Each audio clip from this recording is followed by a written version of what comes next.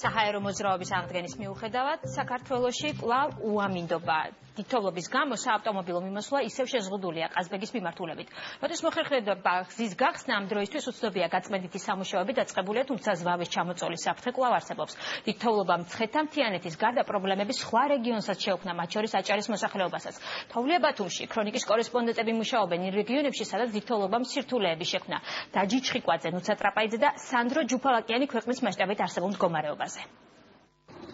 ჩვენ ახლა გუდაურიდან დაახლოებით მე-6 მე-7 კილომეტრზე ვიმყოფებით. მიუხედავად ინტენსიური თოვისა და გართულებული ხილვადობისა, აქ სპეციალური ტექნიკა დილის 6 საათიდან მუშაობს.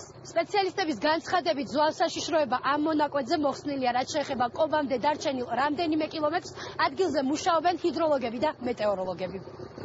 ადგილზე მუშაობას აგრძელებს საკოორდინაციო შტაბი, მოქალაქეთა ნაწილი კი კვლავ გზის გახსნას ელოდება. 30 დეკემბრიდან ვართ საქართველოში, თუმცა როდის შევძლებთ რუსეთში დაბრუნებას არ ვიცით, განსხვავებული ინფორმაციას გვაწვდიან. 6 კილომეტრზე მეტი გაწმენდილია ცალმხრივად. ამჟამად 7 კილომეტრის იქეთ ჯერჯერობით არ გვაქვს თანხმობა მიღებული ეროვნული სააგენტოდან ზავშეშროებაზე, ჯერ კიდევ არსებობს რისკები.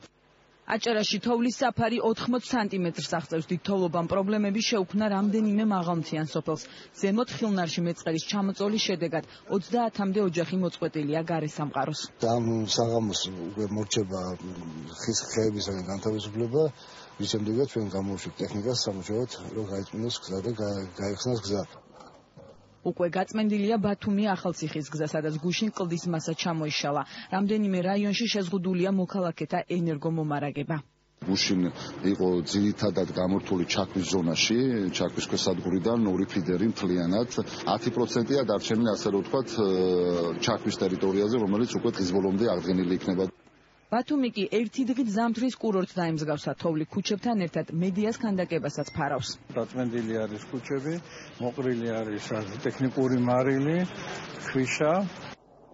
ნინოწმინდაში სომხეთთან დამაკავშირებელი მაგისტრალი თოვლისგან გაიწმინდა, ამუშავდა სასაზღვრო პუნქტი, თუმცა ნამქერის გამო მოძრაობა შესაძლოა კვლავ შეიზღუდოს.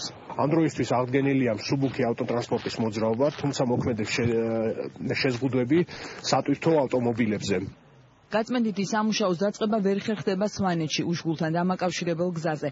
ამის გამო ფერხდება ელექტროგადამცემი ხაზის რემონტი. შეზღუდვებია საავტომობილო გზაზე ამბროლაურის მიმართულებით. რიკოძე კი ტრანსპორტის მოძრაობა თავისუფალია.